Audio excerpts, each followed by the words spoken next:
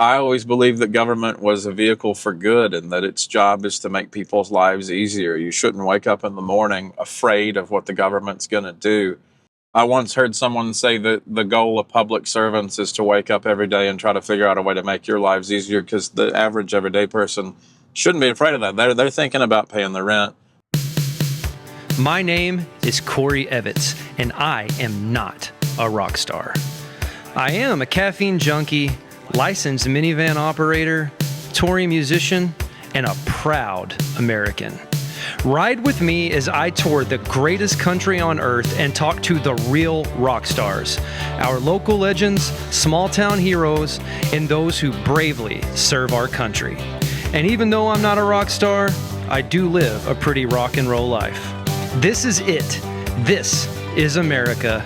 This is the Not a Rock Star podcast.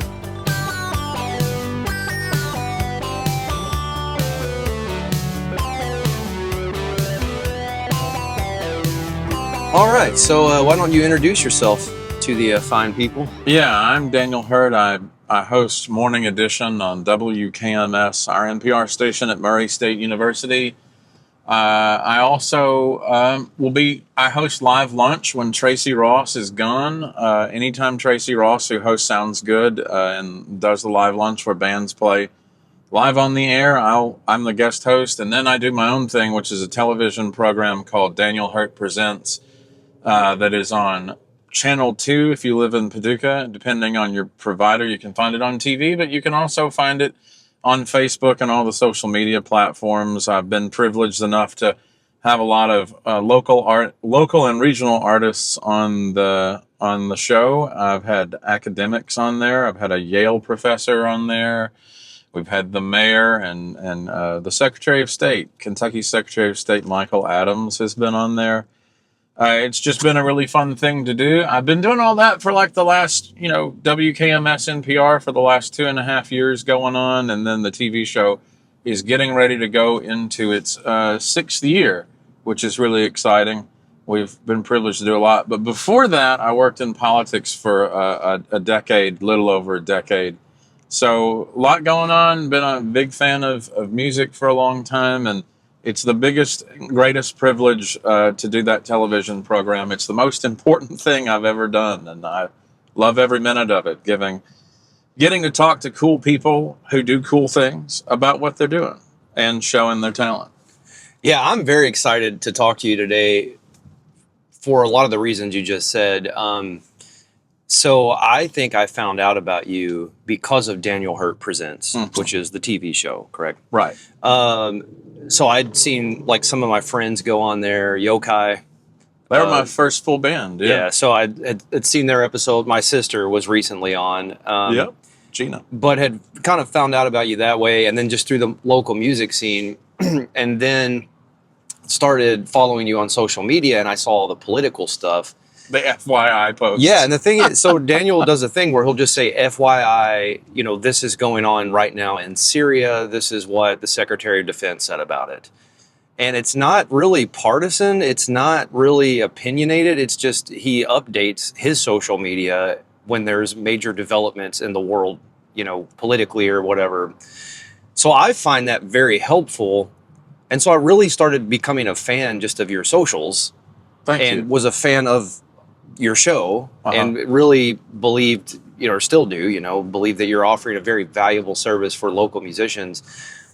But I am excited to talk to you today because just through watching your posts, seeing the things you do in the community, I believe you're a very sincere person who has all the right motivations, and everything you've got your hand in is all of the highest importance to me. I love music. I'm very engaged politically. Just released an EP that's completely political, and I'm finishing an album with all the same, subject matter.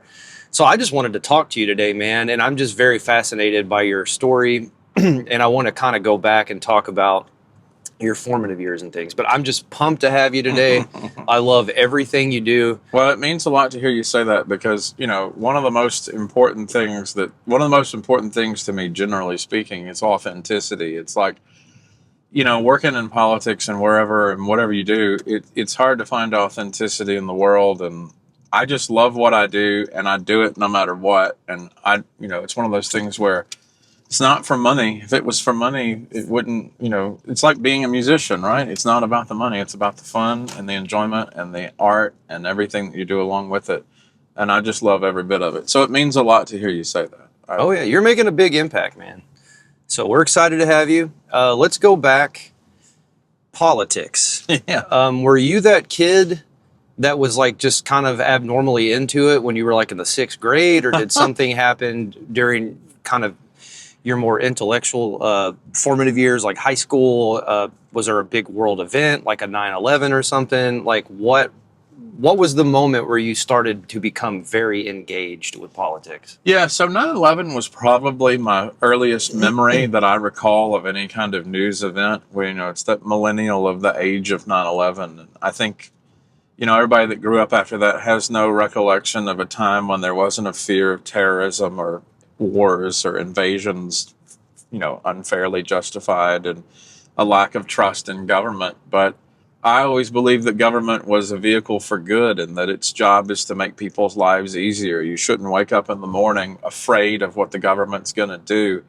It is you. It's supposed to represent you and make your lives better. I once heard someone say that the goal of public servants is to wake up every day and try to figure out a way to make your lives easier, because the average everyday person shouldn't be afraid of that. They're thinking about paying the rent, finding a job. They don't have one. Paying their electric bill, making sure they got a place to sleep, and then saving for their future Christmas for the kids. And, to worry about what might happen to their family if someone here is undocumented, or what might happen if they get laid off because of decisions made about trade overseas. It's an interconnected world. And so I was always passionate about that. But yeah, so funny story you talked about, was I in the 6th grade? Well, I have a paper that I found when I graduated high school. They have this portfolio thing where you go through all your old writing assignments, all the way back to when you're in elementary school. And when I was in 4th grade, I wrote a paper about why John Kerry should be president over George W. Bush in the re-election campaign. And so I was a nerd even from 10 years old, 10, 11 years old. And from there, I wanted to get involved in politics because it was the time of Barack Obama, and everybody was really excited about him running for president in 2008. And that was about the time I was in high school. And so, I really wanted to get engaged. I made telephone calls through, you get on the computer and they give you a database of numbers to call if you want to volunteer, phone banking.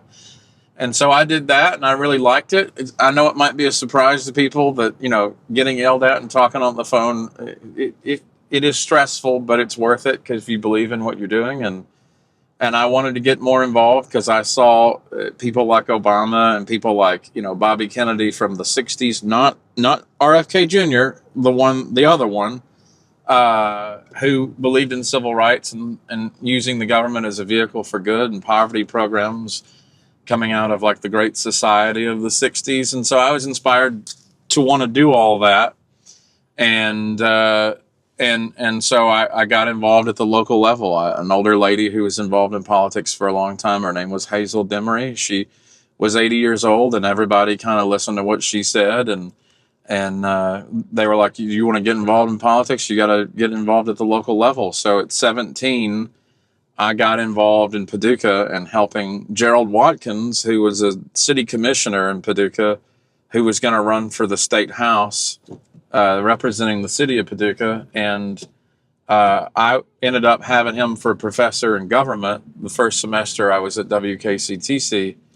And that was the first time he was running for the house. And so I just linked up with him, and he was like, hey, we need you to knock doors. And then knocking doors ran to organizing volunteers, and organizing volunteers ended up being crafting his message sort of, and being somewhat of a campaign manager. I say somewhat because you never really know what you're doing when you first start out. It's like you just figure it out as you go and how you fit into that. So But yeah, that's kind of how I got started. So I was that nerd kid, but then I like was inspired and took action items on that. I I'm kind of fascinated by all of this Yeah, yeah. because I don't know if I know anybody else in my life that took that route. Now, I knew people, I use the phrase abnormally interested in politics. I knew people even as early as like freshman year of college that were extremely educated on world events and political systems and had like a pretty fully formed ideology. So we were like 18, 19 years old at the time. I feel like I knew a few of those kids in high school. I remember Mr. Green, shout out Brian Green, in our government class, he made us take it was like a quiz. Political compass. Yes, Yeah. that's exactly what it was. And if I remember right, I think there were 15 questions. Yeah. And there was one girl in my class who scored 15-0 on right-wing conservative. Wow. So on 15 out of 15 issues. And most of the kids in the class were somewhere between, like their highest number was like 9 or 10. So most of the kids were like center left, center right. I think I was like 8-7 or 9-6. I mean, I was pretty much right in the middle. Yeah, that's where most people are. Yeah, and so that was kind of the point of the exercise, I feel like, is Mr. Green was trying to show us, like, hey, if we're being reasonable here, you lean one way or another. But, and at this time, I'm older than you. This would have been like 2003. So this is just the beginning of the extreme polarization. Yeah. Like, I mean, that was really the outset of it. Like, going into Iraq and those last few years of Bush's first administration, you started to see, Fox News was really like coming on the scene. And talk radio. Yes, exactly. So it wasn't like it is now, though. And I feel like where I live, Metropolis, Illinois, I mean, I lived in this area. Yeah. It hadn't really trickled down to everyday people yet. I didn't really see that happening until about 2012, actually. But yeah, I agree with that timeline. That sounds very, that's when it was more of like people started arguing at the water cooler. The national identity made its way down to the local level. It became about, hi, my name is so-and-so, and I am a D or an R, and not, hey, I'm from, Livingston County. 1,000%. But I'll never forget that girl. I remember Mr. Green being like, really, Rebecca? And shout out Rebecca. She'll know it's her if she's listening. She goes, I actually believe all of that stuff. But it was stuff like, should we be drilling for oil and blah, blah, blah, blah. I mean, and all the way down, dude. She had all of the like Sean Hannity talking points down. And so I knew a few of those. And I remember sitting at the cafeteria in college, and I remember one girl who was from like somewhere up north, and she had been raised Catholic or something, and she had very just kind of like run-of-the-mill leftist talking points. We need to tax the rich more. And then I remember this kid sitting across from her whose dad made $400,000 a year having well, actually, we shouldn't be penalizing people for, And so it was very that classic right-wing, left-wing thing. But I didn't know anybody at all that volunteered or was working on campaigns as young as like 17. So I'm fascinated by the interactions you might have had with your peers. Did you have other friends who were doing this? Did people treat you like a weirdo in the cafeteria? Were you talking to kids in the cafeteria? What was your experience like between, say, 17 and 20 when you would try to relate to your peers? Oh, yeah. So, well, I was always known as the political guy in high school. I think most people at Livingston Central during the time that I was there would go, oh, yeah, we're not surprised he got involved in politics. I kind of lived and breathed it. It was that and rock and roll, garage rock from the 60s, soul and funk music and politics. And it's like, what an odd combo, but I'll take it. And so I remember... when I was in high school, I was a freshman in high school, and I was in band, and I was watching graduation because we played, and the president of the class got to speak on the stage, and I was like, well, I'm not going to be a valedictorian, so I got to figure out another way to get up there if I want to talk. So, I ran for class office eventually, and it was like a really big deal for me, and I tried to get my fellow classmates engaged, and I think there was a good deal of enthusiasm for even a student council race. I mean, who says that like it's a big deal? But, when you're 17, it is. And so I got to do that and I won. And it was my first taste of victory running for an office at all for anything. And it was like, oh, I really like that. That's fun. And then, when I went to college, like I said, at 17, 18, as a just recent graduate of high school going into college, helping with Gerald Watkins' campaign, what you do is you sort of loop your friends in. It's like, hey, I'm going to be doing this all day. Do you want to come with me?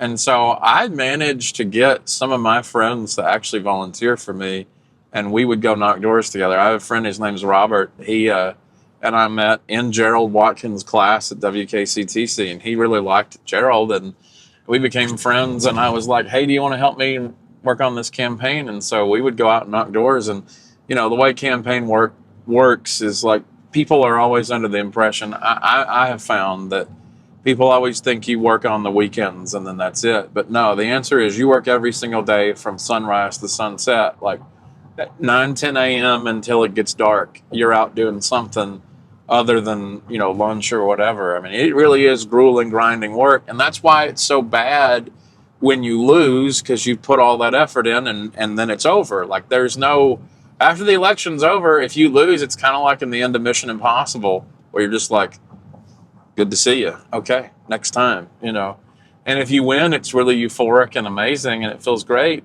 But it's still the same kind of deal after it's over. You're just like, until next time, and you walk away many times, at least on the local level.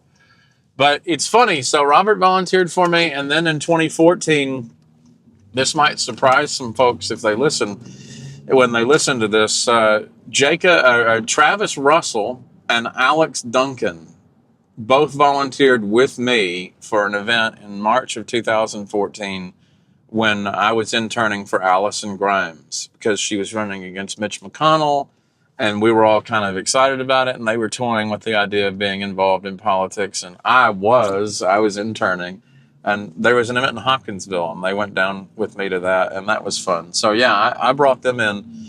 But I mean, the thing about working in politics is once you get a taste of it, you don't want to quit. It really is kind of an addictive thing. And especially if you win.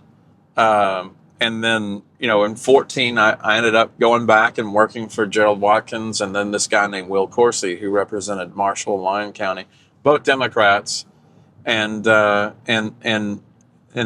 that is what I did that year. I worked for Allison for a little while, but then I wanted to do more local stuff and in my region rather than travel a whole lot.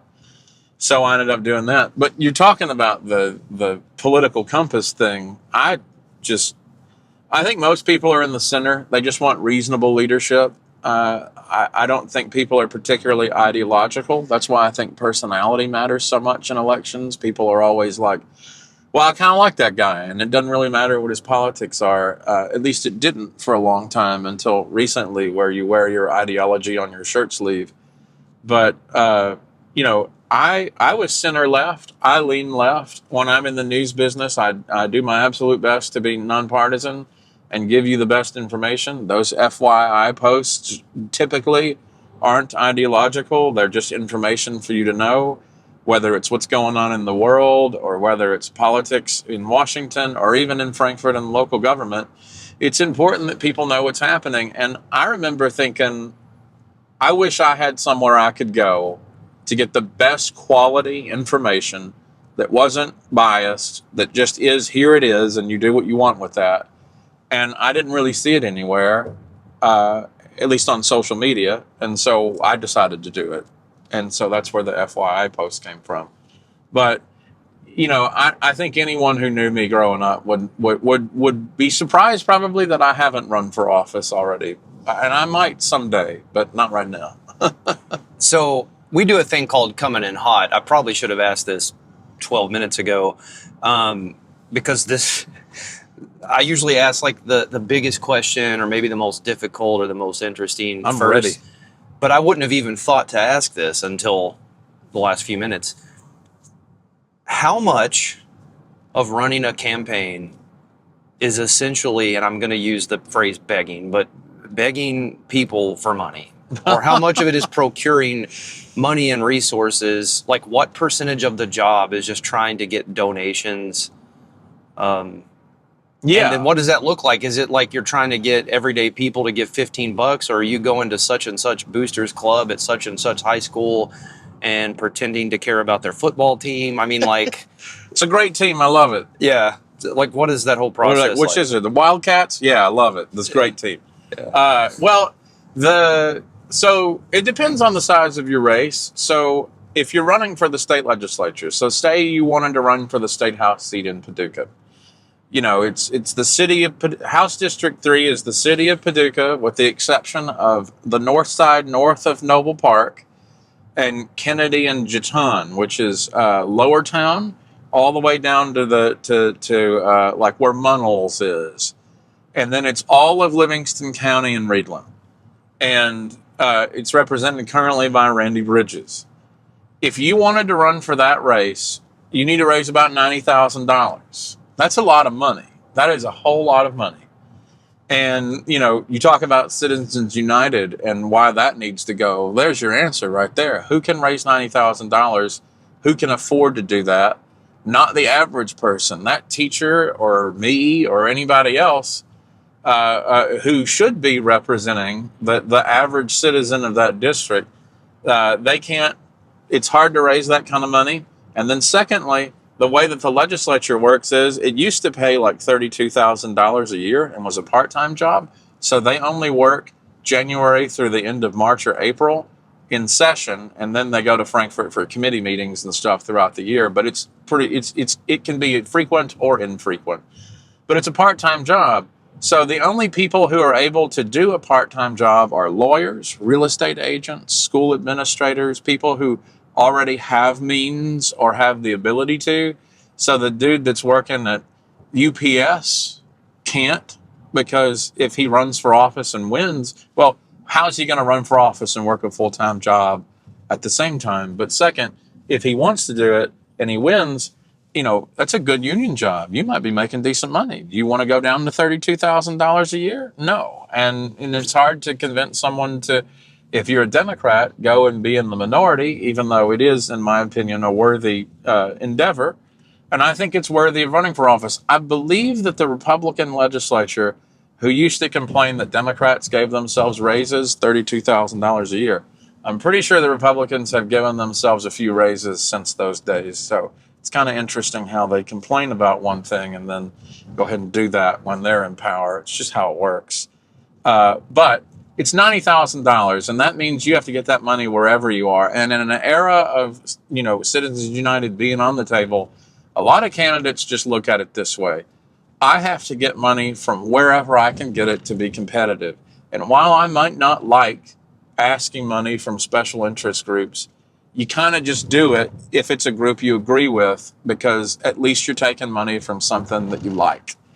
And I suppose in some cases you could do it with groups that you don't like, but it's about having fundraisers, seeking out your own family Rolodex. So like you're going to sink a whole lot of your own money into it. You're going to be asking your best friends for money. You're going to meet, and there are a lot of political insiders. So when you run for office, you're going to meet a lot of other people in your party or people in your area or interest area who are going to naturally gravitate to you because you're running. And those people are going to give you money. And then there'll be a party structure typically that goes, hey, you need to talk to these people and ask for these monies. And that's how it works. And a lot of times, if you're in a challenging seat, the incumbent guy's got $120,000 in the bank already, and then you come up with 40, 45, which is why the good news is in local elections, it's not a big, the money is less of an issue. You need $90,000 mostly for advertising and to pay a staff person if you have it. Because really where these elections are one's on the ground. So knocking doors, making phone calls, making the human contact, that is how you win elections at the local level. Whenever I ran Gerald Watkins' 2014 campaign and Will Corsi's, the Daily Coast wrote a story that said one of the reasons that we held the House seats out here and kept the legislature Democratic majority, we're the last Democratic majority chamber in the South. The reason that we held all those seats that year was because of the ground game. We were out fundraised. Mitch McConnell was raising money for these local elections, trying to flip the chamber. He even sent down one of his campaign advisors to run the campaign of the Republican candidate that year who was running against me, and we won. We beat one of McConnell's campaign staffers because we out-campaigned him on the ground. We had labor support. Organized labor in Western Kentucky and Paducah is so important. And they really came out for us when it mattered. And so we were able to knock on, like nearly 1,000 doors a weekend in October. And that's a lot, because if you win by 1,700 votes, you just knocked on 2,000 doors or 1,000 doors a weekend. So you're literally having an impact. Voter connections, voter turnout. You do it in October. You got to start really early, but you do it in October because you want to make sure that they remember that it's election day coming up and all that. Now, statewide races, congressional races, they got fundraising teams. They have fundraising departments on those campaigns. And so if you're running for governor, you're going to have like a 20-person, it could be that large, maybe it's smaller, but you're going to have a team of people whose job every day is just to go raise money, to find sources of financial support, individuals, organizations, whatever it takes. So yeah, money is a huge part of it. And if you're a congressman, you spend probably 60% of your time raising money. So as soon as November happens and you get elected, they're just like, okay, so next week you celebrate. Next week you got to get on the phone and start raising money again, because if you want to stay there, it's just what you got to do right now, because money is God.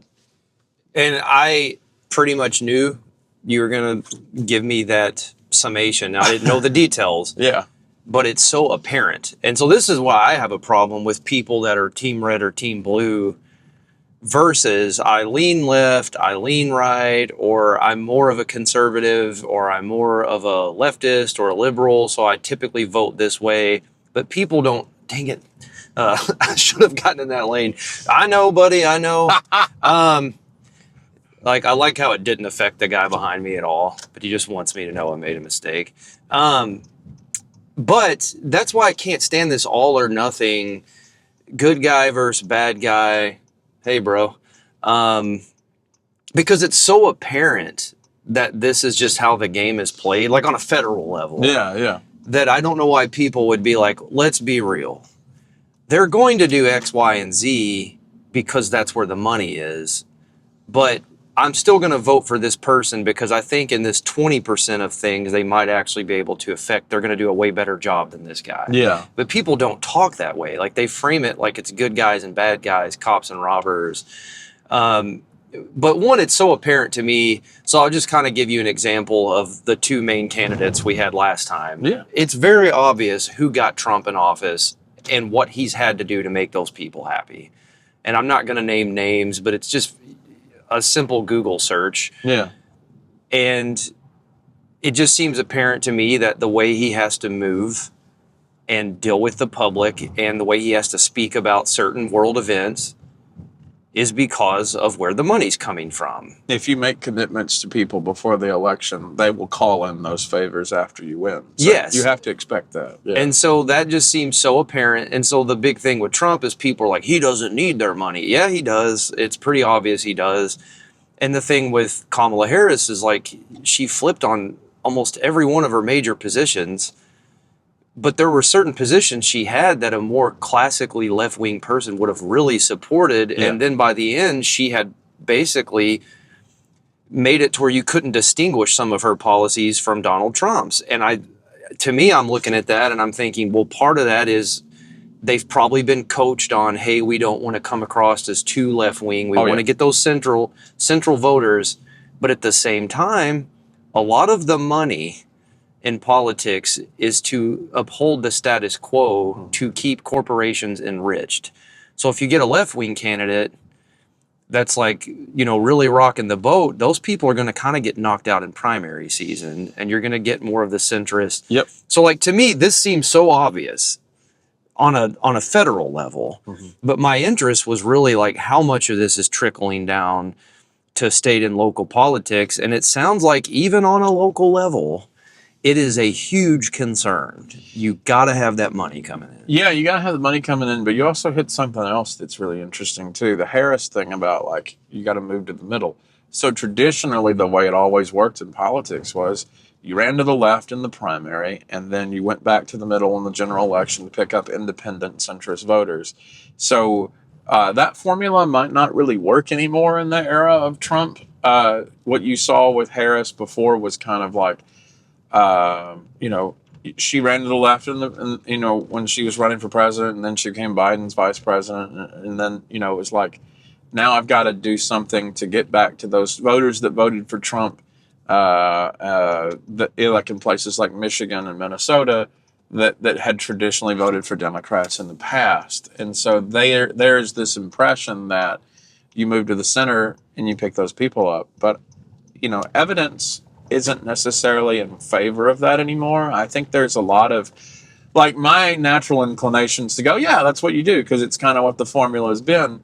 But if you look at races like, you know, New Jersey and Virginia and these elections that just happened this year, it's like, you know, people are more interested in you fighting back against some of the things that the Trump administration's doing and being more straightforward. Like, they want authenticity. They want the real thing. So if you are more to the left, you should just be that rather than try to mold yourself into becoming whatever you think you're supposed to be.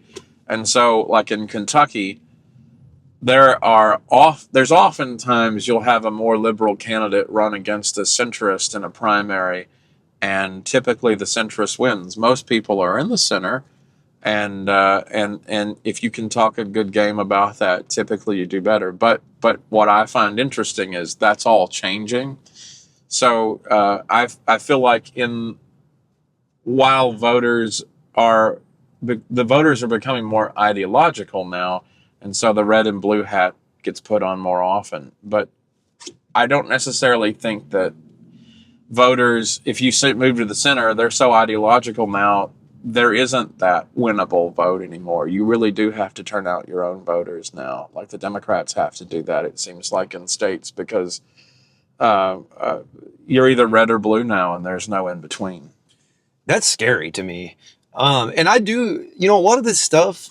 You're supposed to not like the other side too, which, I mean, I understand how it can be difficult to agree with someone, or how it can be difficult to relate to somebody that doesn't even believe you have the right to be married or exist. Like that is a whole nother level of, like, you know, when people say, well, let's be civil, and it's like, but you don't think a transgender person ought to be able to be who they are authentically. That's a difficult line to balance. You can't really, if you support that. And so there has to be a way of having a conversation that allows for people to get along, because if you deny someone's right to exist or whatever, then that it's just hard to go, you can't be you, but let's be friends. Like that doesn't really work. Yeah, that's one of two that I think there's no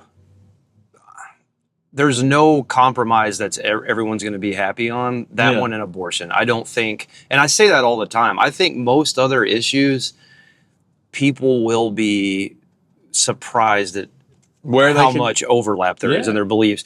But it's just about having a conversation. You got to talk to people. If you don't talk to people and you stay in your bubble, and you don't, and some of those conversations are going to be difficult initially. You're going to be angry and you're going to be mad, but you have to do it if you want to have any kind of dialogue, because if you don't, you're going to have more of what you have right now.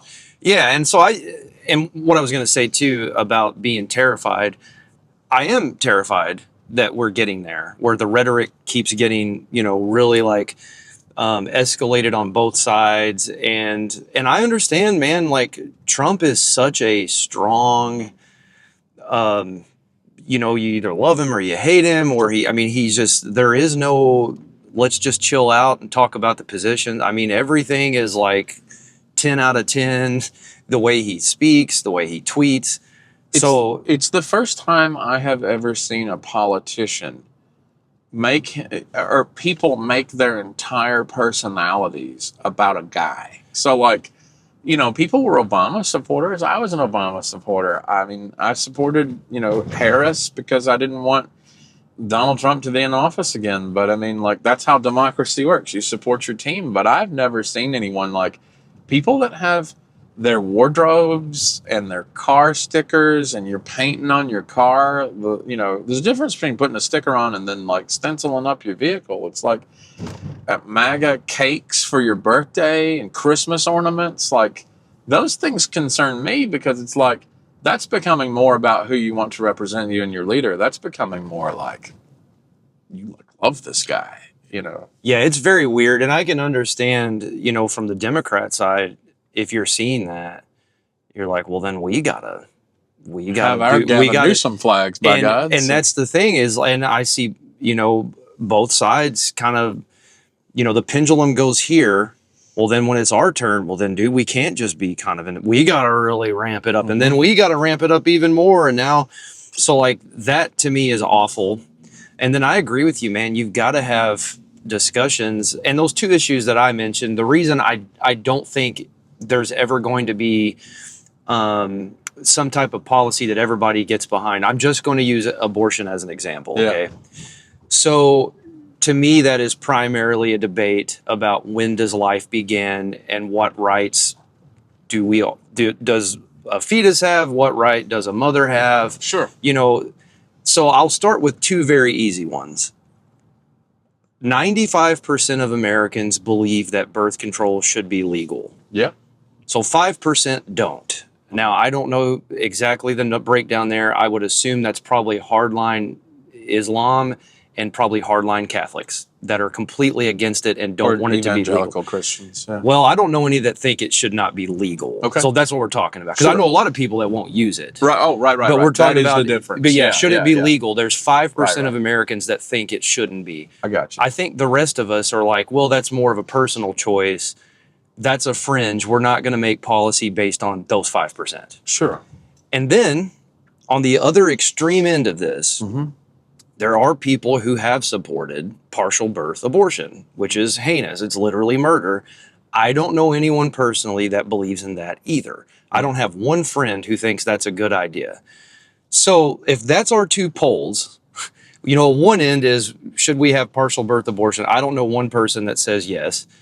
And then I'm sure I have probably met someone who's against the idea of birth control being legal, but I can't think of one person there either. Yeah. Then somewhere in the middle is going to be some type of sensible, when are abortions permitted? Do we have it a week before the baby's due? Those are the types of things, but there will be no policy. Whatever they decide, okay, you can do it in the first 2 trimesters. Yeah. Or you're never going to get everyone to agree.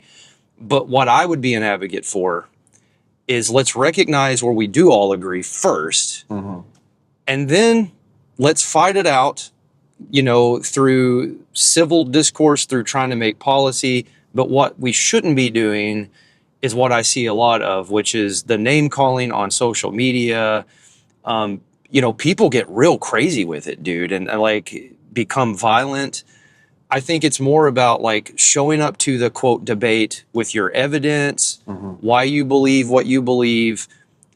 And on that one, there's just never going to be a complete, like everybody's going to get on board with this, but we could definitely do better all around with actually having that tough discussion.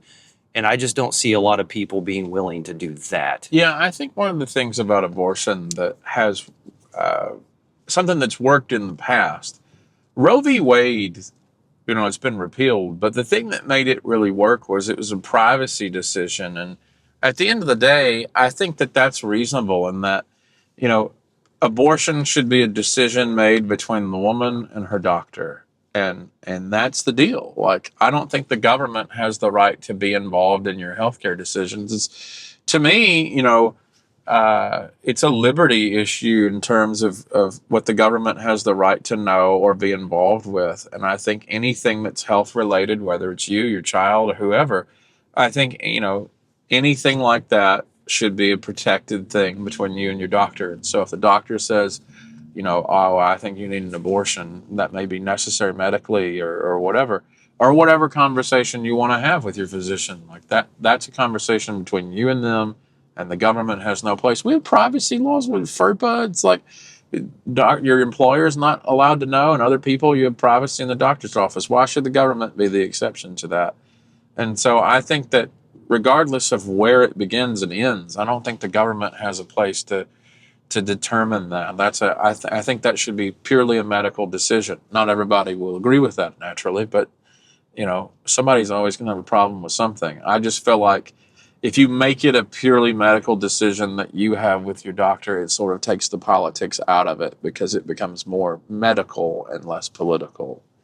But Roe v. Wade's been repealed, so now you're looking at states that will be very choice oriented or very anti-choice oriented, and so what you'll have is states that are very pro-life, where if you want to get an abortion, you're literally going to travel to another state if you feel like that's what you need to do, or doctors might not treat it out of fear of retaliation. And so it's like, whatever your policy on abortion is, whether it should be life or not, or whatever, I personally, not representing anybody, but my personal opinion is that it's nobody's business what you do between you and your doctor. And see, I normally don't give out like my deeply held personal beliefs on the podcast because it's more about me letting the guest, Yeah. I will kind of give an alternative view because I'm more on what people would call the right. Sure.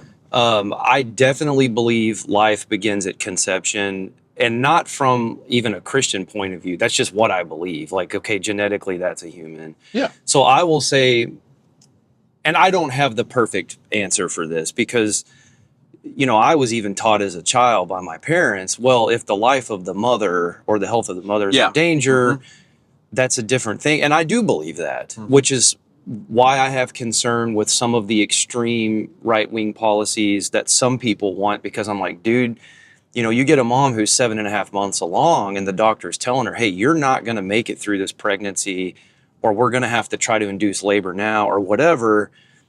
They need to be free to make that decision. For me, what makes this one such a tough one, and again, I don't have an answer here, but is my belief that a fetus is a human.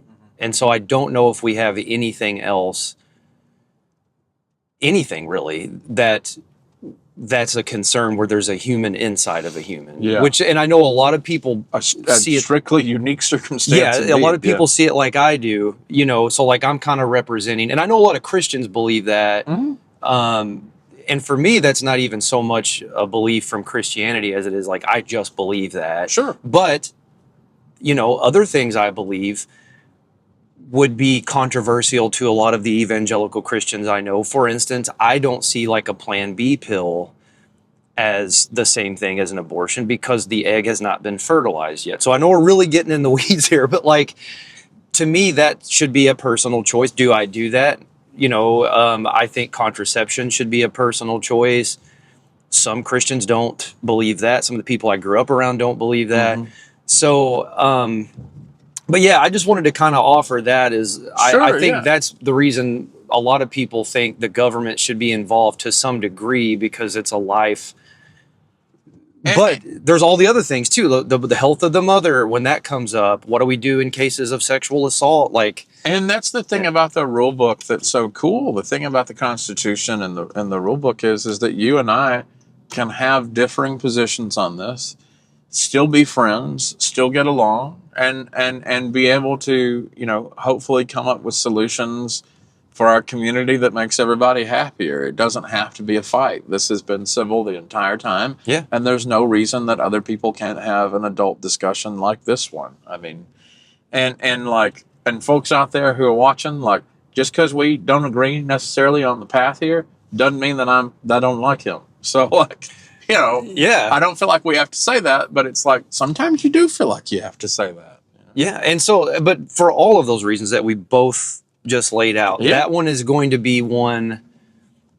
There'll never be a 100% policy where everybody's happy. Yeah. Whereas versus, say, something I see a lot is people arguing over capitalism and socialism. Okay, if you actually just ask people what they think, I don't think most people are pure capitalist or socialist. Yeah, most people want an environment where they're free to like make more money or less money, but also we need to have social programs. We need a fire department. So if people would be reasonable on that, I think you would find that people would agree 95% of the time. It's more of a policy by policy thing we should be debating. And it's about labels. People make assumptions about what words mean and that kind of thing. And so like what does socialism mean to the average person out there? Well, you're going to get like many, many, many different answers. And so, I think people at the end of the day the reason I think that most people probably want a mixture of both is, look, you want the ability to make money, to be financially successful, to do your own thing, but you also need a government who makes sure that everybody plays fairly by the rules. And I think that, they don't want to be taken advantage of. They don't want to be in a situation where like corporations get to dictate terms all the time. If you think about the Gilded Age and the 1800s, late 1800s, when people were working in factories 7 days a week, 15-hour days for pennies, that's why people like Karl Marx and the socialists and authors of their day were writing about like seizing the means of production and all that. It's because they saw those conditions. They didn't foresee social programs and poverty programs to lift people out of poverty. So when you read the Communist Manifesto, it's before Otto von Bismarck in Prussia introduces the first social programs. Social programs do what? They tame down the revolutionary spirit because you're providing access to poverty programs, housing, or whatever it is that people need to supplement their income, to make their lives better. And, nobody wants to overthrow governments if everybody's kind of cool in the middle. So social programs had an unintended consequence of like tamping down a lot of that more socialistic ideology that you saw around the time of Marx and Engels.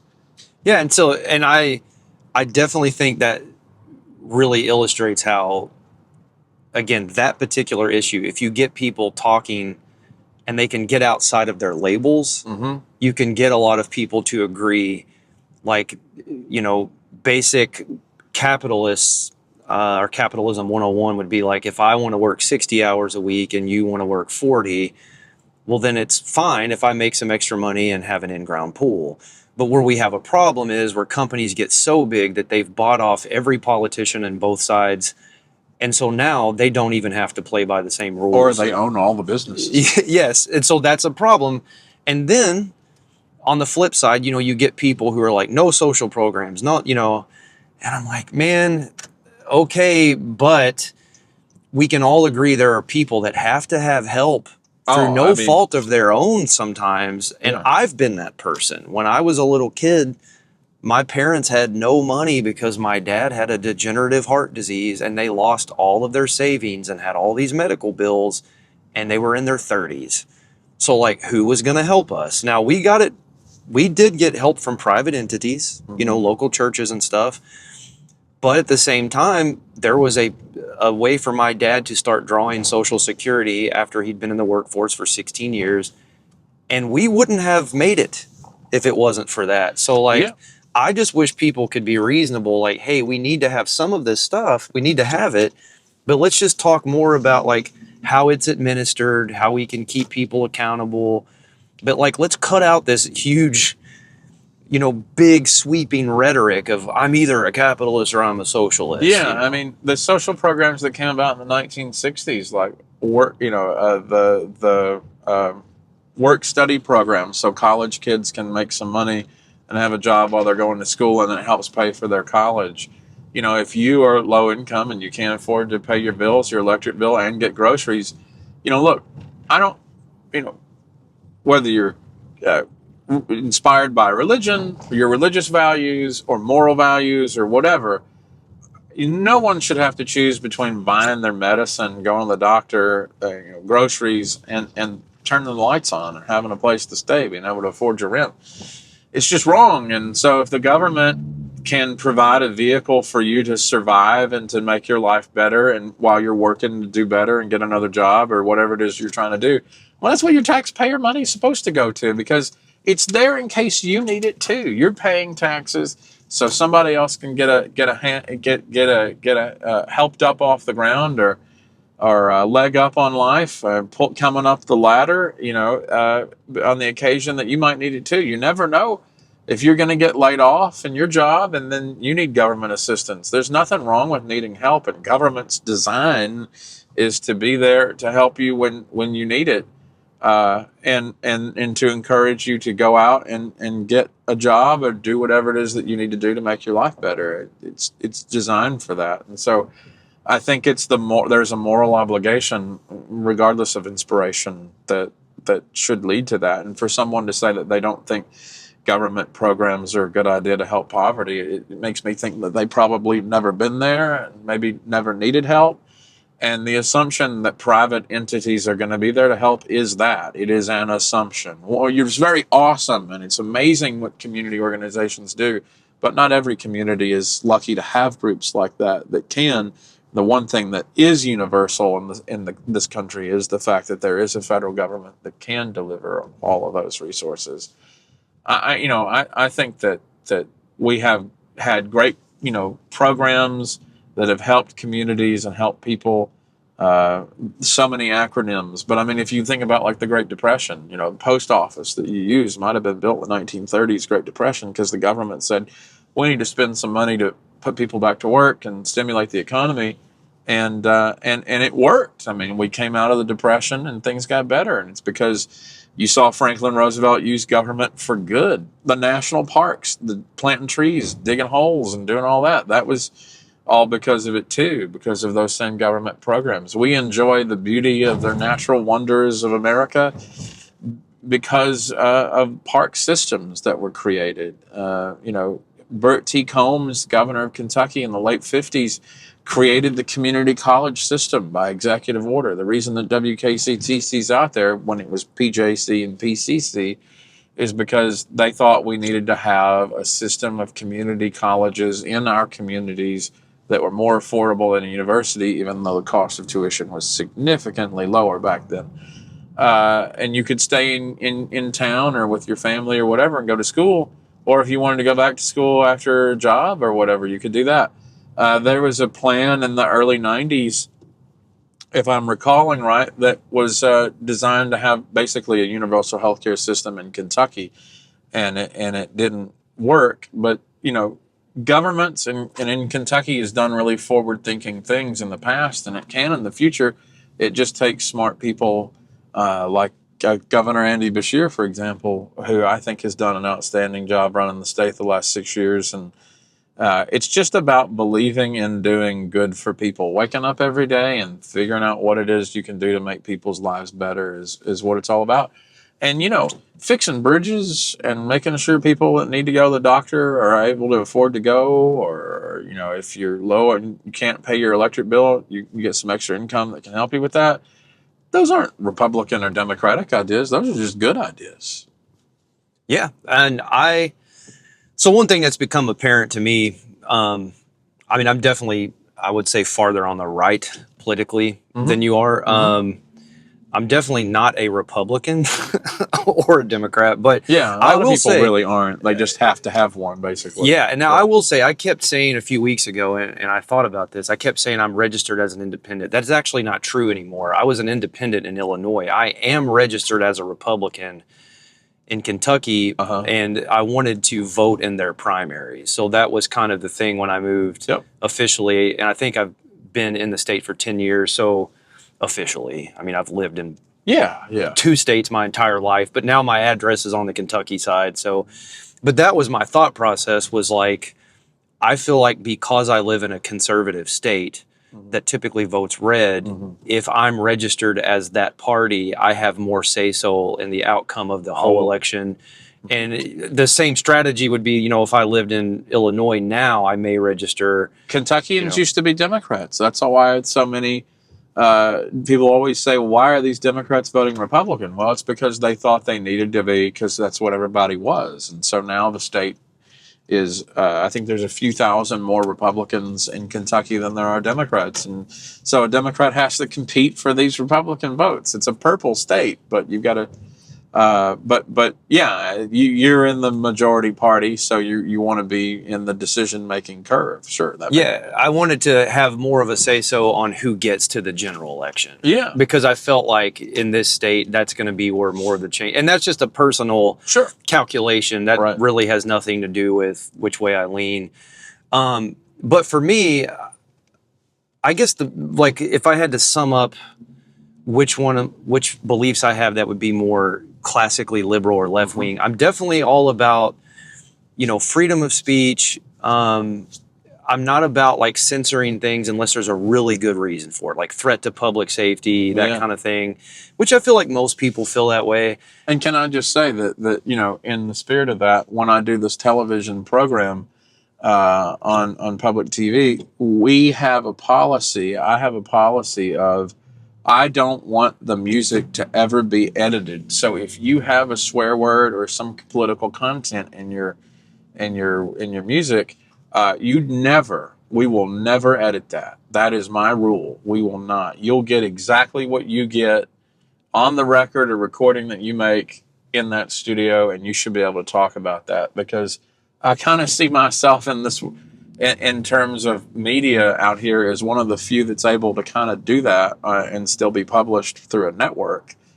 And it's just because public television, all they have to do is put a banner that says discretion is advised. And gets people to look at it more. How many kids saw the parental advisory on the CDs and said, I'm buying that?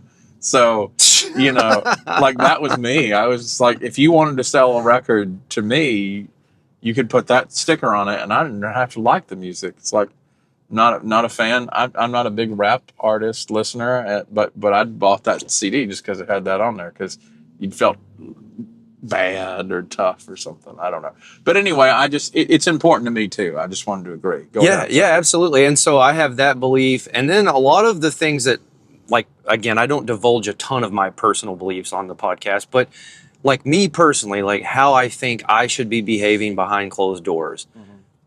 Some of that, there's some low-hanging fruit that I think we all agree should be legislated. Like, don't just kill somebody for no reason. We can all agree on that. Don't sexually assault somebody. We can all agree on that. Well, unfortunately, we can't all agree on it, but we all should agree on it. But there's things like my own sexual behavior or my own beliefs on family or whatever. Yeah. I don't like the idea of government coming in and telling people some of those things.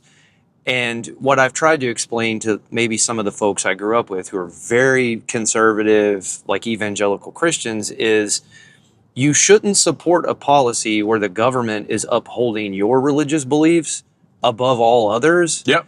Because when they do that, then if the wrong, quote, wrong person gets in power and that precedent has been set, then somebody can come in and force you to do things against your religious beliefs. So what you should be doing is like, there's some common sense stuff here. Okay, there's certain religions that we would never want. If there's a religion that literally just openly tells you, go kill somebody or whatever, you can't be putting that stuff on government buildings. You don't want that stuff. Most main religions, most of like the major three, and then, most religions are like, they all have a golden rule element in them. You'll find there's a central theme in Islam, Christianity, and Judaism, which is like, treat others the way you want to be treated, and kindness, and help the poor, and don't murder, and all that, right? So there is that central theme within that I think is probably fair to. And I think it's very important to keep the government making an environment where people are free to practice. And then also making sure that if there is a particular worldview that's becoming prevalent where, people are openly being murdered in the street, well, then they need to step in and be like, hey, if we start seeing some of this rhetoric or whatever, like there's this kind of red alert, territory. But other than that, I don't think they should be controlling that kind of stuff. And the same thing with your own personal behavior.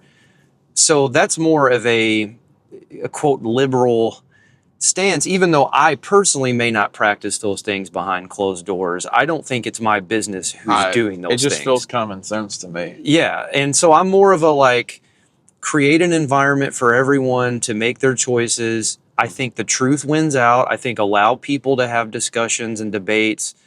And like I said, I think most issues people are going to be able to be reasonable and come to a consensus within reason. I think there's a few where we'll never be able to fully, but we need to at least be civil and kind when having those discussions. But yeah, I guess my worldview kind of just pulls from some classically leftist ideas, some classically right-wing conservative ideas.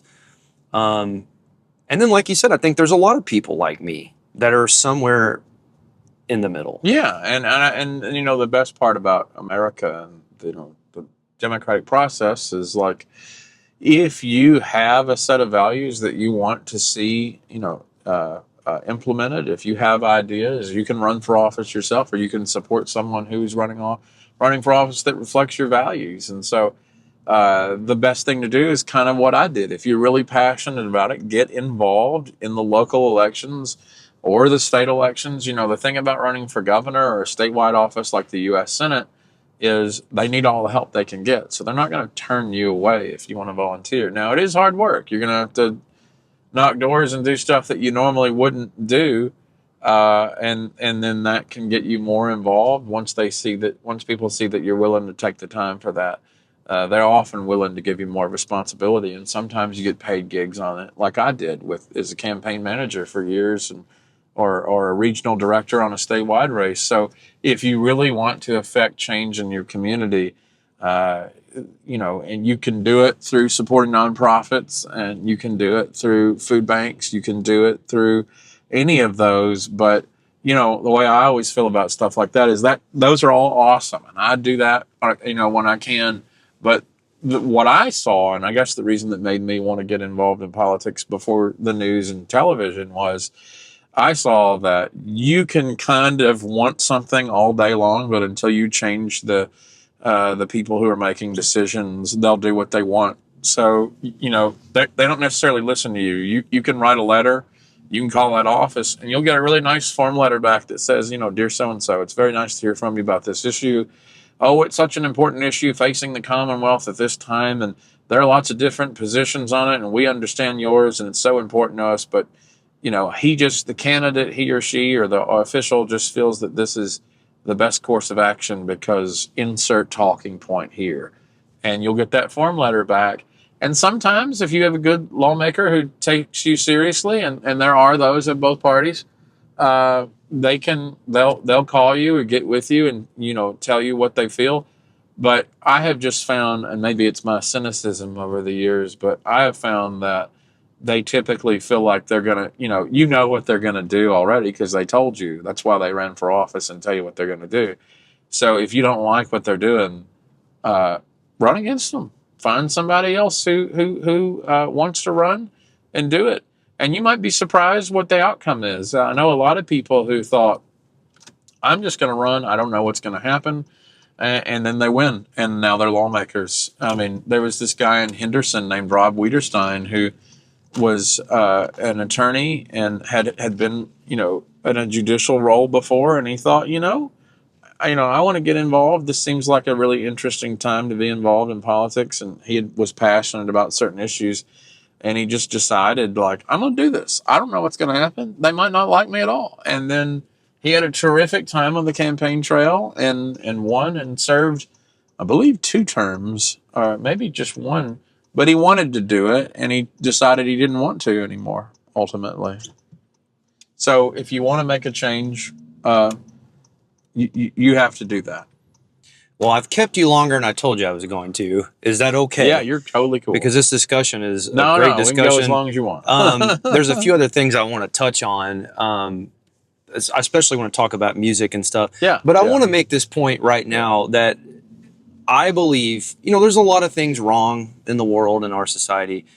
But what is right with our society is people like Daniel. And I truly believe this, and I want to say this before we veer off of politics. Yeah.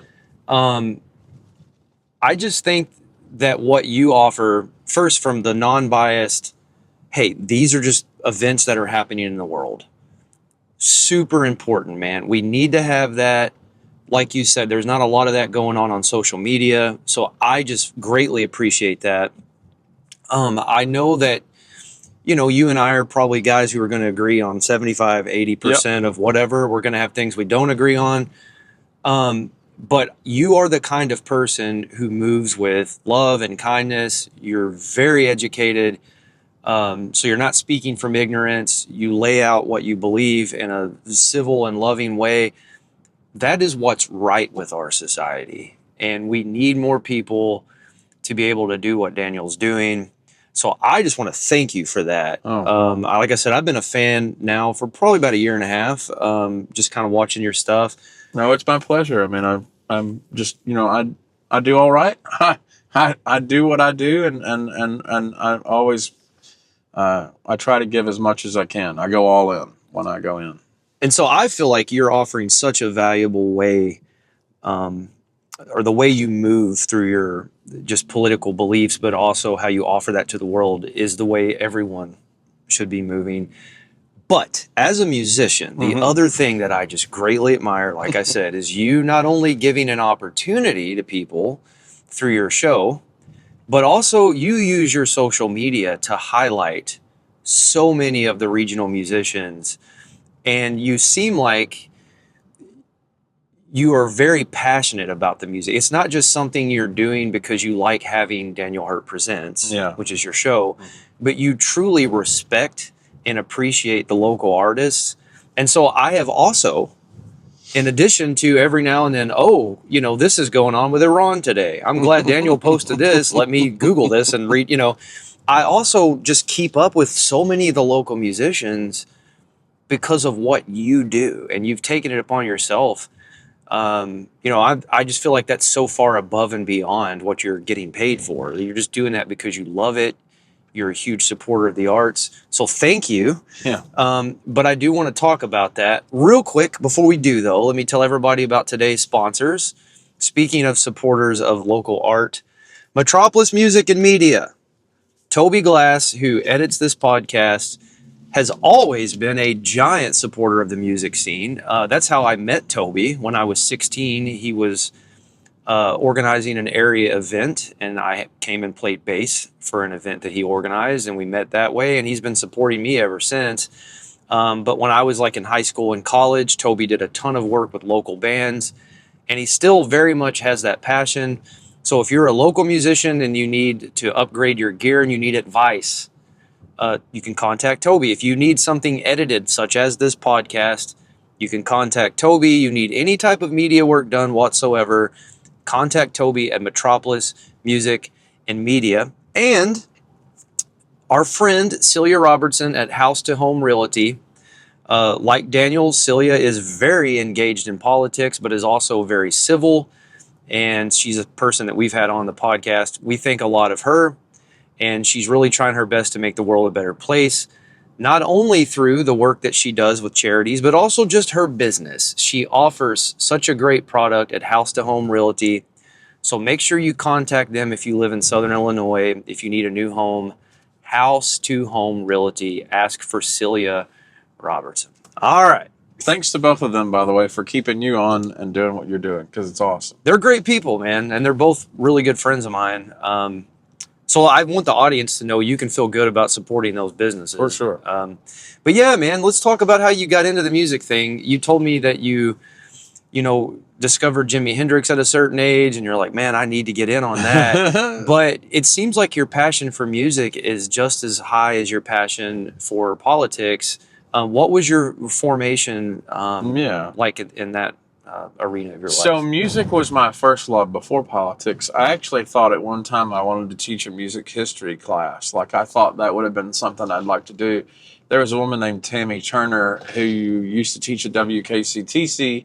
She taught like a history of rock and roll and a history of jazz class, and I thought, well, I would like to do that. That sounds like fun.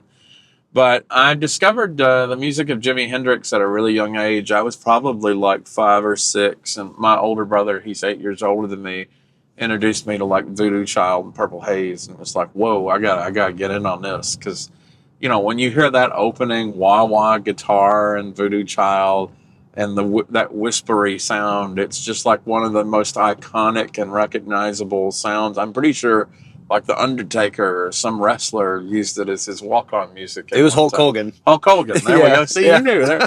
I just remember that, but from my childhood, because I remember like my brother was into it at the time, and when I was a kid, we'd be on the old Sanyo TV. We had a Sanyo TV that was like 25 years old, and it worked all the way up until it didn't. But I remember hearing that music, and it's like, oh, he's playing the music that I like on the show, and. But I fell in love with music. It was Jimi Hendrix and Led Zeppelin and all the stuff like you would do when you're in the formative years. And then, I fell in love with music like Bob Dylan. One of the first, so I had a lot of CDs sold, bought and given to me. And one of the first CDs I ever purchased with my own money was Bob Dylan's John Wesley Harding album, which is a really weird choice. People are probably thinking like, not Blood on the Tracks or something else or Highway 61, but it was John Wesley Harding, because I loved the Jimi Hendrix version of All Along the Watchtower from Electric Ladyland so much that I wanted to hear the original version, and it was awesome, very different, the harmonicas in that and everything. And I fell in love with Bob. Masters of War was a song that I heard of Bob Dylan that was like about corporate government corruption and the war in Vietnam, the military-industrial complex, things that Bob Dylan wrote about that were just so important to the fabric of our lives, especially at that time. And then I went through this soul and funk phase. So like when I was in high school, there was about a 2-year period in high school though I listened to like the Four Tops and the Temptations and the Spinners, and there, on PBS at 1:00 on Sunday afternoons, you could watch Soul Train. And so I had a VHS tape that I hit to the maximum or the slow speed so you could get the full 6 hours out of them. And I probably got like 5 VHS tapes of just Soul Train episodes. And so I was introduced to the Average White Band, which is a bunch of Scottish funk artists that played in the 70s. And their album AWB was the first vinyl record that I ever bought. And I just fell in love with all that music. And, it was just like a hobby I had. And I had a biology teacher in high school named Craig Morris, who introduced me to like the Syd Barrett era Pink Floyd and garage rock from the 60s. And I fell in love with psychedelic rock. And he was a mentor to me for music, but also just in like, I really didn't care about science all that much in school until I had him, and I loved it. But he would like burn me CDs and give me stuff, and we'd share music, and I still have them where he's like Sharpie written on them. But it was like, Procol Harum's Whiter Shaded Pale, and, people like, the Blossom Toes, people that are psychedelic rock bands that no one's ever heard of. There's this Nuggets box set. It's like Atco Records Nuggets box set. It's like a collection of one-hit wonder songs like Kingsman, Louie Louie, Journey to Time by Kenny and the Casuals, or like Are You Gonna Be There by the Chocolate Watch Band. These are all like obscure 60s one-hit wonder artists. And I fell in love with that fuzzy garage rock sound. And if it didn't have fuzz and it wasn't a little bit dirty, I didn't want it. The Standell's Dirty Water is another one. And then, he introduced me to the Stooges. And so I discovered Iggy Pop and the Stooges. And that Raw Power album that's got Search and Destroy on it got so many plays in my car growing up and in the college years. And so I developed this, what I would call a very rich music education. And I've built a sort of music library of records and CDs, and I've always loved it. But I never was able to do anything like I never figured out what to do with that. I always wanted to do something music related.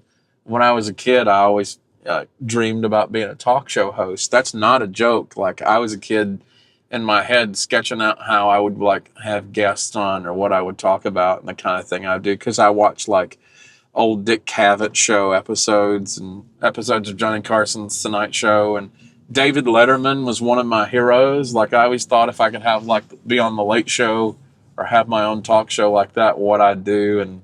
And then later I discovered a guy named Tom Snyder, and what Tom Snyder did with the Tomorrow Show. It used to come on in the 70s after Johnny Carson at 1 a.m. The Tonight Show used to run from 11:30 to 1, 10:30 to midnight here. And then after that, there was the Tomorrow Show. And he just had this bare bones black and white background, looks kind of like Between Two Ferns style with leather chairs. And he would smoke cigarettes and wear like flamboyant plaid suits and stuff and talk to whoever he wanted. He basically did whatever he wanted. And he would have like the Ramones on, and no one was having punk rock artists on television. And they were coming on and playing like 2 or 3 songs, and he'd have them all sit down and interview. And I was like, well, that's like the coolest thing I've ever seen. How do I do that? And it was just something that I always watched. And then in 2020, I have a friend named Barry Craig, who's a former college professor. And he did this television show called Barry Craig's Notebook that played on public television. And it was kind of bare bones. He'd interview authors, historians, and it'd be about something. And I went on there to talk about the Democratic Party because I was working for the party at the time, and we were recruiting young Democrats to do stuff. And so I went on there and was a guest. And he'd done this show since 1989. He'd had like Dick Gregory on and famous baseball players and stuff like that too. But after many, many years, he hung it up in like 2019 or so. And then in 2020, Dan Shepard, who runs the television studio at WKCTC and Channel 2, he approached me because he knew me through politics. I was always at city commission meetings doing stuff, and they would cover city commission meetings. They recorded them for public television, Channel 11 in Paducah. And so he was like, hey, we've got a time slot open. Would you be interested in doing a talk show? And I was like, are you serious right now? This is like the thing I've always wanted to do. Yes. Where do I sign? Where do I sign my soul away? Let's go. And so I agreed to do it. And originally the idea was that it was going to be a current event show. So like I had Mayor George Bray on. I guess he was a candidate at the time. This would have been in 2020. So I had him on and Richard Abraham on because I waited. It was after the primary, I think. So it was just Richard and George. And then I had like Michael Adams on, who's the Kentucky Secretary of State. We talked about how to do mail-in ballots because in 2020, that was like what everybody was doing was mailing in their ballots. And so he actually went through the step-by-step process on the show of how to do it. And I had authors on. We talk about, or history professors. We talk about like the War of 1812 or whatever's going on, just interesting stuff. And, one of the comments I got on a YouTube post that meant a whole lot to me was people said whenever there was a man that commented that he liked watching me interview candidates for office because he knew I was going to ask. He said, you ask straightforward questions. They're not, I guess he said it like gotcha questions. I'm not trying to elicit a response out of you. And they were all fair. And I thought that meant a lot to me, that he thought I was a straight and narrow, like you're going to get an unbiased answer or a question from me. And so that meant a lot to me. And so it started out as a current event show, but I was kind of getting bored. It's no offense to the current events and stuff that was going on. It was just like there were things going on in the community and people would send me requests and want me to talk about whatever nonprofit was going on. And that's all cool, but it just wasn't what I wanted to do. And I thought if I'm going to do a talk show, it should be what I want it to be. And so I don't remember how it happened, but there was a conversation and it was like, well, why don't you have music on? You could have a singer-songwriter on. And so our friend Melanie A. Davis of The Madness and Family Bags, was like, well, I'll do it. And I was like, wait, I can do this? I didn't realize that was something I could do. So I called Dan and Tom Butler Jr. up at the time and was like, hey, how do we do this? So I have a singer-songwriter that wants to come on. She's got a guitar. She's probably going to need microphones. What are we going to need? And they were like, oh, we can provide that. We can all make that happen. So I think all she brought was her acoustic guitar and maybe a microphone, maybe like a 57 mic or something.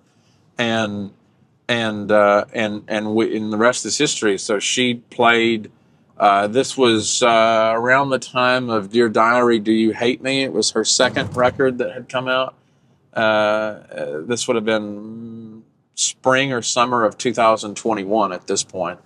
and she came on and played, and it was a really good time. And I was so excited, and I loved the way that it looked when our Cameron, who worked as the editor, and Dan Shepard and Tom Butler Jr. Was doing it, and they edited it and put it all together, and it was just awesome, and I enjoyed it. And I was still a little nervous because, I was still new to the talking in front of a camera, and Melanie and I were friends, and I just wanted it to be like, you're nervous when it's around your friends doing stuff because you want them to have a positive experience, right? You don't want anything to go wrong. So I'm just like, please don't let anything go wrong. Please don't let there be a problem. And it took off like a hitch, and the rest is history. I mean, I've had lots of different artists on, and it's been a privilege. Now, and then I got to tell this. We were doing singer-songwriters. I have had, I think that first year, I had Melanie on, and then Brian Rader, and then Alonzo Pennington, who's a blues musician that's really, really amazing. If you don't know any of those three people that I just mentioned to you, you should. So you need to check them out. And I was away for a little while because I had some health issues. I almost died in 21. My colon perforated, and I was septic, and there was a low chance of survival. But I survived, and I'm back. And when I came back, I had this recovery time where I couldn't work. And so I was doing the television program as like my full-time hobby career because I couldn't work yet. And I just poured my heart and soul into it. And I will tell you, like, when I came back, it was like, like Blues Brothers. I was on a mission from God. And I said, I said to Dan and them, I was like, I just want to do exactly what I want to do with no expectations. I just want to do the shows I want, and I don't care if anybody watches them. I don't care if they're popular. I don't care what anybody thinks. I want to talk to who I want to talk to, and I'm going to have a great time because you never know when it's going to be the last time. I was really recovering and dealing with my health issues, and so we just started rolling them out, man, and it was awesome. I fell in love with local artists that I'd always been a fan of. I got the chance to talk to them, like Brian Rader from Leonard the Band. I mean, I knew, and so I thought, how cool is it that I, just a dude that plays a mediocre saxophone and loves music, could have a show where I offer a platform and get to talk to some of the coolest people in our area about them doing the things that they're passionate about and they love, and they pour their heart and soul into it, and their money and their lives and their time when they could be doing other things, but they'd rather be doing this because this is where it's at. It's the greatest thing I've ever done. It's the most important thing I've ever done. I know we talked a lot about politics, and that is important, but I have gotten more happiness and fulfillment from doing this TV show than anything I've ever done, for sure. I think it's awesome, man. I really, like I said, I'm a fan of you. I'm a fan of the political stuff. I'm a fan of the music stuff. Yeah. But as a musician, that means a lot to me to see what you're doing for musicians. Yeah. And when you have people on, you're really highlighting them. Like, I agree with what that guy said to you. You're not asking got you questions. You're setting them up to talk about their art, their careers. My sister was on your show. Yeah. And I was very impressed by just how well ran the whole operation is. And man, she really shined. Like you. Did she enjoy it? I'm sure she did. I hope she did. She did. I talked to her a few weeks later, and she was really thrilled with the whole experience. I talked to her a few weeks later about the show. Yeah. I didn't not talk to my sister for a few weeks. But yeah, she came over and we were learning some songs, and she said, go ahead and just pull up Daniel's show because those are the songs I want you to learn to play with me. Perfect. So it worked. It was great. I will tell you, I know I talk a lot about this, but I want to make sure that I mention this before anything else. So, like, one of the things that I always tell people all the time, if you're my friend, you've heard me say this many times, but I say it again because it's true. I'm just a talking monkey who is able to do a really cool thing. That show would not be the show that it is without the people who make it work. And those people are Dan Shepard, who has always been my producer and has run, every show since my first one with rare exception. Andy Dew. Andy Dew's from Graves County. He lives in Mayfield out that way or close to Mayfield. He is essential to making that show work. He worked there for a couple of years and then left. And here's the deal, gang. He left, but he still comes and does my show when we tape it Loud and Clear or the live full band shows. He still comes and runs it because he wants to, and because, it was something that he thought we needed more of. So I'm eternally grateful to him for that. And then there's JT Crawford, who no longer works at the TV studio. He does something else now. But when we worked together for the 2 or 3 years that we did, he was an invaluable asset to the team too, and a great friend when we worked together, and it was awesome. He was an inspiration for us doing full band shows. Like, we were talking about how do we get a full band in, and we were talking about renting theater, and he was like, well, what if we just shot it at a recording studio, which is where Shelby Preckless comes in. And so Shelby Preckless at Loud and Clear Studios lets me shoot the show there. He mixes the sound, and what I always tell people is you're getting the best sound engineer, the best mixer, the best man for the job running the show. So not only are you getting a quality TV show production, you're also getting it run by one of the coolest and most talented sound guys in the business, who at Loud and Clear Studios, we give you the music. So after we record the show, he mixes it, masters it, we match it up to the audio visual, and then we just give you the music. So you technically get an EP out of it, or a live record if you want, because all we ask is that it be called like Live on Daniel Hurd Presents for the name identification. But that's all that we want. The music's yours to do what you want with it. And that's also important too, because we also do full sets. So like, I want 35 minutes worth of music, because I didn't like on late night shows where they do one and done, one song and that's it. I wanted to do an hour. It ended up becoming an hour show where about 35 minutes of it is music, and then the rest of it's talking about your records and your backgrounds and all that. It was originally a 30-minute show, but I talked so much that it ended up being an hour show, because I wanted to get the band to have enough that they could show it to people and go, this is what I'm about. And it's not just one song. But Dan Shepard, Andy Dew, JT Crawford, Grady Ring has been essential in helping us do this. And we're looking at, thanks to Grady's partnership and with Alyssa over at Market House, we're looking at bringing the show there to do live studio audience shows now. So we're looking at taking the show to a whole new level of production, and so we have a really awesome team. So I want to make sure I get everybody in there. I know I've said it multiple times: Dan Shepard, JT Crawford, Andy Dew, Grady Ring, Tom Butler Jr., Cameron, Jacob, Justin, and I think I got everybody there. And if I didn't, I'm sorry. Shelby Preckless. I just want to make sure, like, I'm an extremely grateful person to be able to do this with you all as long as I've been able to do it, and it has meant the world to me. And so I'll tell the story about the first full band.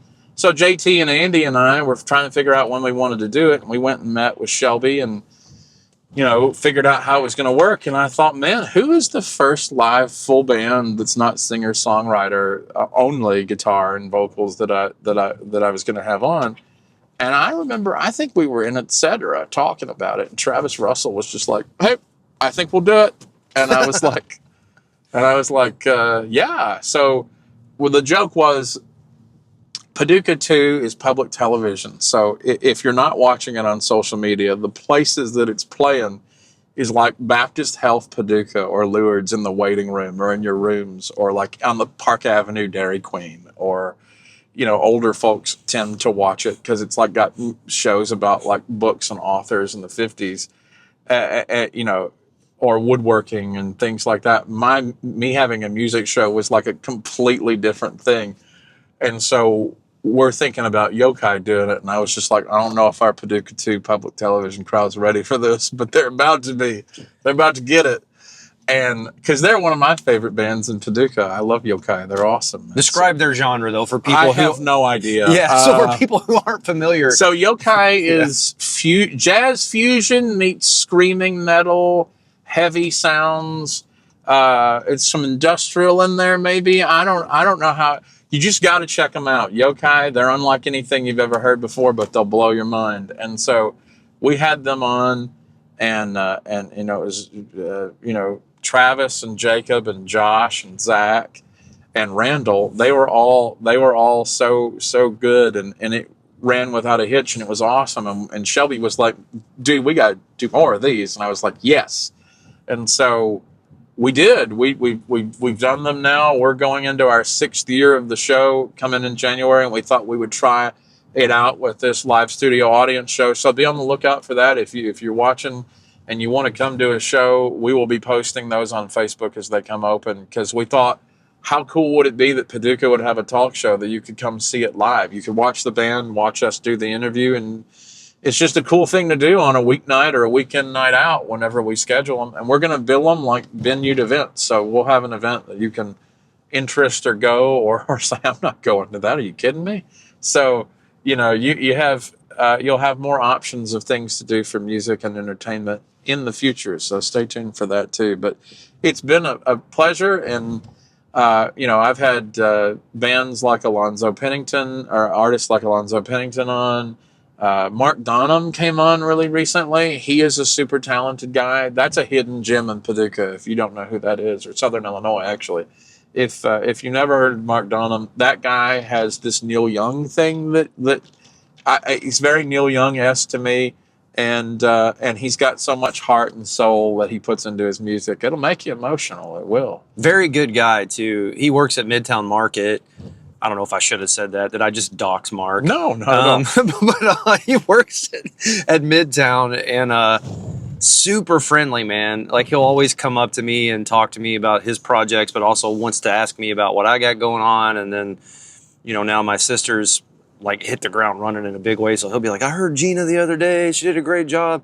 He's just like a really good dude. He's one of the best people. And sincere, truly good man. And I'll tell you some of the other programs we had on there. So it's not just all music. Most of the time it is, because that's what I really want to do. But sometimes you have opportunities, like there's this guy that was a Murray State professor. His name is Kevin Elliott. This guy went to UCLA for his undergrad, went to the London School of Economics for his master's degree, and then went to Columbia for his PhD, where he taught at Columbia as a professor. And he came to Murray State for a couple of years because he met his wife there, met his future wife there, and then he went to teach at Yale. So he's a Yale professor right now. But he came and did 3 episodes with me. So we actually did like an hour on the Protestant Reformation. We talked about Martin Luther, the 95 Theses. We talked about like the Swabian peasants' revolt at the time, what Martin Luther was for and what he wasn't for, and kind of like got through some of those misconceptions or misunderstandings maybe. And then we did an hour on Machiavelli's The Prince and the Discourses. So we talked about like how he wrote The Prince in the 1500s and how it's about taking power and then keeping it. And then the Discourses is about, now that you have power, you need to know how to govern well. And then the third one, which was my favorite, we did an hour and a half, and I had to cut it down to an hour. And when you have a show where you have to keep it at an hour and you did an hour and a half, that is hard to cut when you're having a great time. But we talked about Plato's Republic, and it's one of my favorite books. I love ancient Greek and Roman philosophy and stuff like that. And so we did an hour and a half on Plato's Republic, the allegory of the cave and what is good and the concept of that and what it means. All of that stuff we did, and it was a privilege and a pleasure. And those are some of my favorite episodes, like doing those, because they're deep conversations that you're not going to get anywhere else. I mean, when's the last time you had a Yale professor on a show in Paducah? And so it's academic, it's music. I had a conscientious objector from the war in Vietnam on. He carried on him. It's actually Mark's brother. He was at West Point and decided that for religious reasons, he objected to the war in Vietnam. And it was a whole deal. And we talked about the legal case and all that. So,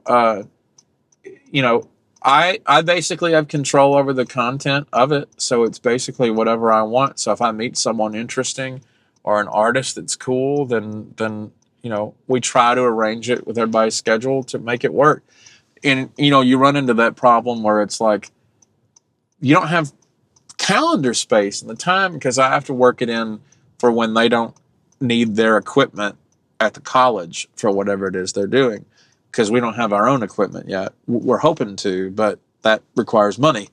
But right now we're borrowing equipment from the college, and so we have to fit it in that kind of schedule, which means you can only do so many. And so I've tried to do as many as possible, but that usually ends up being like 12 to 14 a year. So you have to be like really selective of what that is. And that means if I haven't had the band on that you're in, say you're an artist out there who wants to come on the show, you can message me about it. I want to have you on. I'm not playing favorites. I maybe played some favorites because they're my friends and I knew them first because it's trying it out, But now I basically have a list that I've started where if you ask me, I put you on the list and we get to you when we can. I can't promise it's going to be this year or when it's going to be, but we will get to you. It just requires some patience. And I know when you're excited about doing stuff like that, as I am, you wish you could just do it every day. And I wish I could do it every day. I wish it was my full-time job and I could do it every day, but it isn't. And so there are lots of bands that I want to have on and I've talked to you about having on and just haven't had the privilege to. But we'll get there. So I need to ask you just a few other things here. Sure. You brought up Tom Snyder. So you said he had the show like in the late 70s or in the 70s. Yeah. He brought on musicians. I have to ask, have you seen the famous interview with Kiss? Oh, yeah. Oh, yeah. So, you got to watch it. That's a huge one. And, Ace Frehley just recently passed. And so that's like Ace's most famous public moment because he was clearly drunk or high or both. And it was live, so you got what you got. And so as they say, what tickles me about the whole thing, Gene Simmons and Paul Stanley, and I'm just going to say this too. This is not anti-Semitic. This has nothing to do with them being Jewish. I feel the need to say this. Paul Stanley and Gene Simmons have never met a penny they didn't want in their pocket. Right? I mean, again, that's not me pointing out their religious or ethnicity, or ethnic background. That's just, we all know that. They play the game, man. Kiss coffins, Kiss condoms. There's probably Kiss like breath mints. I mean, they have never met a dollar they didn't want. Yeah. And so what I love about that whole interview is Ace clearly doesn't care. He's joking around, laughing. Nobody's happier than he is.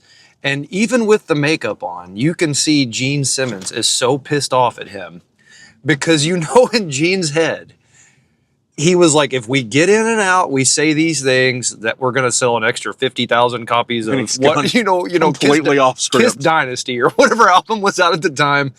And Ace is just laughing. And at one point they asked him something like, you're the lead guitarist. He goes, well, actually, I'm a plumber. And he just starts cracking up. And that became his most famous catchphrase. And after he passed away, you saw so many memes with Ace's picture that just says, actually, I'm a plumber. Yeah.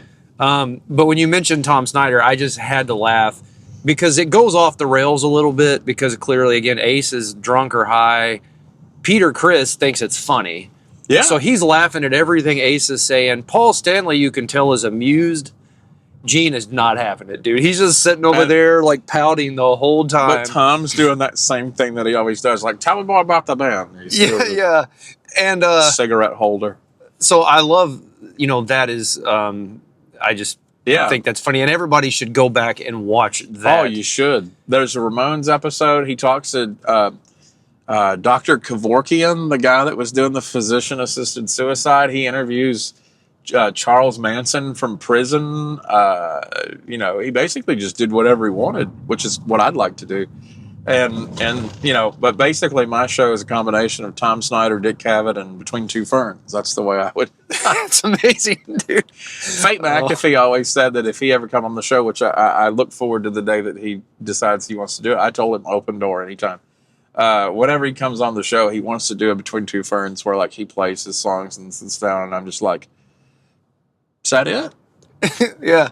And then he'd shoot back at me when he's like, I'm just doing this as a favor to you, man. and snipe at each other like they do on that show. I think that'd be funny to do for an opener and then, get into it. But yeah, that's the way I'd describe my show. But Snyder was, what other show? I would wager that if you go on YouTube and watch those episodes of Tom Snyder's Tomorrow Show and The Late Late Show, you ain't gonna find nobody doing it like that. That is a completely unique show in and of itself.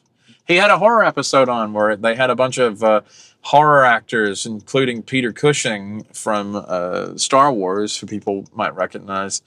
They talked about horror movies, and it was very Halloween themed. They had this big long coffin like table that they were sitting around, and it even though it's the 70s, it's still great television. Yeah, do you know if they make like a comprehensive collection that you can buy hard copies of? I don't know if they do. You can get Dick Cavett show stuff. So like Dick Cavett interviewed the Beatles and Jimi Hendrix and like Jefferson Airplane, and they did like Woodstock shows where people left Woodstock and went to go on the Dick Cavett show after it was over.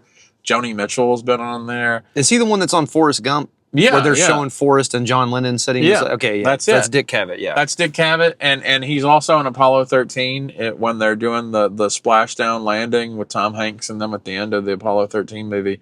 They're showing Dick Cavett, talking and saying, like, oh, it's any moment now because it was live on TV. Dick Cavett actually said he didn't know he was in Apollo 13. He didn't give him permission to do that. They just put him in it, and he's just like, I'm in the theater watching it like everybody else. I'm like, well, it's me. I don't know how that happened, but Cavett stuff's on DVD. But Tom Snyder, I don't know. I just some lovely person put full episodes of those shows on YouTube for people to watch. So if you just Google Tom Snyder or YouTube Tom Snyder, the shows are all on there. There's a whole bunch of them. Well, I have one more big question for you. Yeah. What are you looking forward to the most? And it could be professionally, it could just be in life, it could be anything. But what are you looking forward to the most? Oh man, the live shows coming up for Daniel Hurt Presents at the Market House, doing live shows with an audience. I hope the community wants to come out and see that. We'll be doing it even if we don't have a single person in the audience, because it's important to me that we do that, have the show in the audience, the show with the guests. I suspect we'll have good turnout, and if you want to come catch a talk show, that's the way to do it. You're going to get to do it in Paducah at Market House Theater. You'll see it coming up soon enough on social media, but I'm looking forward to that. I love working for public radio at WKMS. I look forward to a new year with that. I've got some personal things going on that I'm thinking about my future and what I'm going to do. Haven't made any decisions on all that yet, but I suppose the best part about the future is that it's not decided yet. It's open, and you get to do it. Right now, I have a lot of really positive things happening, and personally and politically, and so personally and professionally, and so I'm just excited for the unknown. So you never know. Whatever you think is going to happen, you have no idea. That is a piece of advice that I learned. Yeah, I thought, wouldn't it be funny if I just said, yeah, I can jerk the wheel and turn this way, But I'm like, no, I probably don't need to do that. I'd be along for the ride. There's already some concern. Like Toby's told me, he's like, dude, you got to quit steering with your knees and using your hands so much. And we had a guy in that was retired law enforcement, and now he's actually going back. He's running for sheriff of Williamson County, Illinois. So that whole episode, I was like, all right, 10 and 2. I gotta really think about what I'm doing. If we shot this in my Honda Accord, you'd see me like, we can get by this guy. I can get past him. But yeah, I have to think that, as funny as that might have been, there was already a few viewers who are concerned about my ability to drive and talk at the same time. I can tell you it's been a fine experience. What other drivers have done during this drive have concerned me, but he has been fine. So Yeah. Well, I always get offended because I'm like, okay, you've watched me play 3 or 4 instruments at the same time. You don't think I can drive and talk at the same time? Like, what? Yeah. there's a lot more that goes on when Daniel or a guest is not in the van. I can do like 4 things at once while I'm driving. I'll just leave it at that. There's a great Bill Engvall bit about that, by the way, you should all Google. But dude, I'm so grateful for you coming on today. I'm excited about, aspects of the future. If we have a community of people, like I said, who move through the world the way you do, you're very gracious, you're loving, you're very educated on all of your beliefs, but you're willing to have discussions, you're willing to disagree with people and be civil, but you're really just motivated by the right things. You do so much great work in our community. You provide so many opportunities for musicians. So I'm excited about living in a community with people like you, people like Foster from Beerworks, Miss Laura from Starfish, and people like you, Daniel. You make a difference, you move the needle, and I think all of you should follow Daniel's social media. So can you let people know how they can find you? Yeah, they can just find me by looking up Daniel Hurt on Facebook. You can send me a request or follow my page. Daniel Hurt Presents is the show page. And then I'm on Instagram, and it's all Daniel Hurt Presents on Instagram and on X as well. So yeah, you can find me on there, and I appreciate all the kind of things you said. I'm proud to do the work that I do, and I got to tell you, like, I would be nowhere without my friends and the support that I've had from this community, friends in the music community, friends that have helped me do this TV show, my family. Like, we're all in this together, quite literally, and I think as long as we keep doing that, we're going to do some really great things together. And I will end by saying this. I know Daniel's telling the truth. I know every person on his team is vital. I know that it takes every person that he's mentioned working together to get the final product. But you notice he's not taking a lot of credit for himself. And he even said, I'm just a talking monkey. I did say that. Trent Ogerson a few weeks ago just said, I'm just trying to do my job. You are a real rock star. And like I told Trent, just about every person I know who's really moving the needle for goodness and making a big difference in the world, they all say that. I'm just trying to do my job. There is a humility about them. So I want you to know that, yes, yes, every person you've pointed out is vital. I know some of the people you've mentioned, and I know that they are necessary, but you are necessary in our community. And what you do can't be replaced. And you, sir, are a rock star. So thank you for coming on today. And I just look forward to everything you're going to be doing in the future. Thank you. Best.